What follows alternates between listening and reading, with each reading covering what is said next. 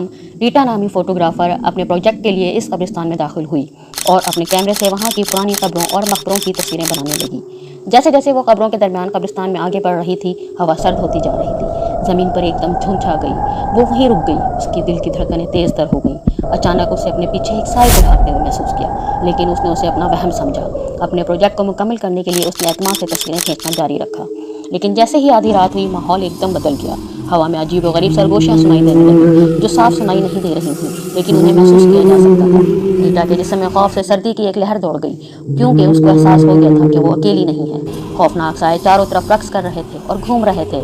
चांद की रोशनी में उनकी शक्लें बदल रही थीं। रीटा खौफ और गुस्से से उन सायों की तस्वीरें खींचने लगी, जिनकी मौजूदगी वाज़िया लेकिन गैर महसूस थी। जैसे ही रीटा ने वहाँ से भागने की कोशिश करने की, एक मकबरे से टकरा कर गिर गई। सरगोशियाँ तेज तर होने लगीं और उसे अपने पास बुलाने लगी। कांपते हाथों से उसने करीब ही एक भारी दरवाजे को धक्का दिया, जिससे एक गैर मामूली चमक में बना हुआ एक खाका जाहिर हुआ। कुछ ना समझते हुए रीटा ने अंदर झांका तो दो चमकती हुई आंखें उसे घूर रही थीं। खौफनाक चीख के साथ रीटा पीछे की तरफ ठोकर खाती हुई उस कचरे से भाग गई। भागते हुए उसने आखिरी बार पीछे मुड़कर देखा। कब्रिस्तान खामोश था। साए और सरगोशियाँ थम गई थीं। रीटा कभी भी मूनलाइट कब्रिस्तान में वापस नहीं आई थी। वो वक्त के साथ खो जाने वाली रूहों की एक खौफनाक कहानी बयान करती हैं, जो हमेशा के लिए उनकी आखिरी आरामगाह की खामोश तन्हाई में बंधे हुए थे।